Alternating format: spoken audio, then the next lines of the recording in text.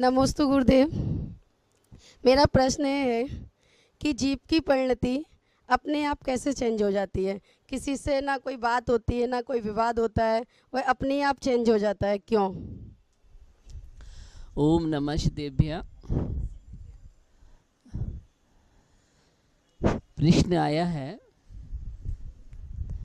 कि जीव की जो परिणति है वो अपने आप चेंज क्यों हो जाती है, बिना बाह्य कारण दिखाई नहीं दे रहा है, फिर भी परिवर्तन दिखाई दे रहा है। उसका कारण कर्मोदय निमित्त होता है। पूर्व कर्म का उदय भी होता है, जिसके कारण अज्ञानात्मक विचार आ जाते हैं, कसाय परिणति भी आ जाती है, और पूर्व भाव का भी निमित्त कारण बन जाता है। कोई कोई आप देखते हो किसी से कुछ नहीं हुआ फिर भी अकारण वैरी, अकारण शत्रु जिसको बोलते हैं।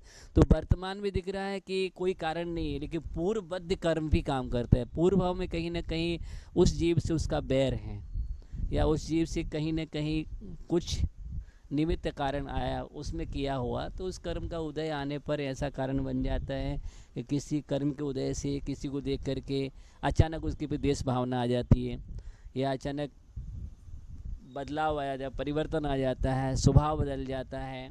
अब स्वभाव तो नहीं बदलता, विभाव बदलता रहता है। विभाव में विभाव होता है, स्वभाव तो बदला ही है, विभाव स्वभाव में अभी गया ही नहीं। जीव अनादि से नहीं गया। पहली बात तो अनादि से स्वभाव का स्पर्श किया नहीं है, विभाव परिणति में जी रहा है।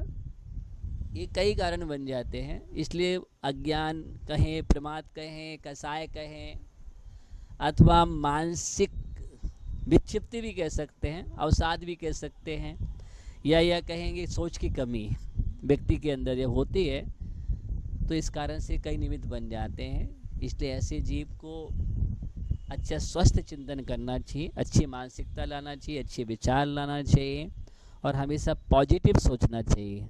तभी उस परिणति से वह उभर सकता है।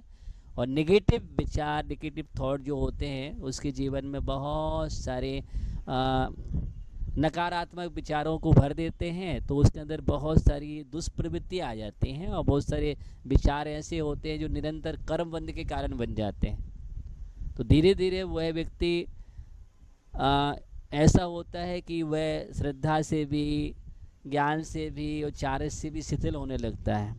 इसलिए सभी को ध्यान रखना है इन सब चीज़ों के लिए, कि हम अगर कर्मोदय है तो उसको समता से सहन करें। पूर्वबद्ध कर्म है, और कौन बैरी कौन शत्रु को, मतलब वहाँ पढ़ते हैं कोई भी शत्रु नहीं है, कोई भी बैरी नहीं है। इसलिए अध्यात्म का